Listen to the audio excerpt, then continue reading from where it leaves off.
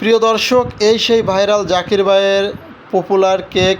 ভিন্ন ভিন্ন ফ্লেভারের কিন্তু কেক বিক্রি করে ইতিমধ্যে ঢাকা সিটির বুকে ভাইরাল হয়েছেন এবং মিডিয়া গণমাধ্যম তাকে নিয়ে প্রতিদিন কিন্তু প্রচুর পরিমাণ ভিডিও এবং বিভিন্ন ধরনের কেকের রিভিউ দিচ্ছে। ইতিমধ্যে কয়েকটা গাড়ির ড্রাইভার বা স্থানীয় লোকজন এই ফুটপাতে অনেক যানজট দেখে তাকে হুমকি দামকি দিয়ে গেছে যে সে এখানে কেক বিক্রি করতে পারবে না, তার দোকান ভাঙচুর করবে, তাকে উঠিয়ে দেওয়া হবে। আসলে আপনারাই বলেন, উনি ভাইরাল হয়েছে, তাকে কিন্তু চেপে ধরেছে ইউটিউবাররা এবং সাধারণ জনতা শুধু ভাইরাল কেক খাওয়ার জন্য আসছে।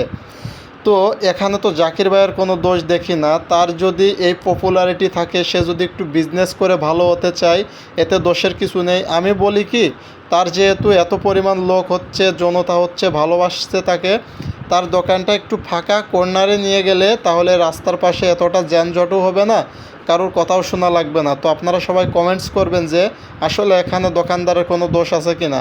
আমি তো দেখতে পাচ্ছি যে হিউজ পরিমাণ মানুষ তাকে ঘিরে ধরার কারণে রাস্তার পাশে একটা যানজটের সৃষ্টি হচ্ছে, কিন্তু দোকানদার যদি একটু বুদ্ধি করে ফাঁকা জায়গায় দোকানটি নিয়ে যায় তাহলে আর এই প্রবলেমটা হবে না।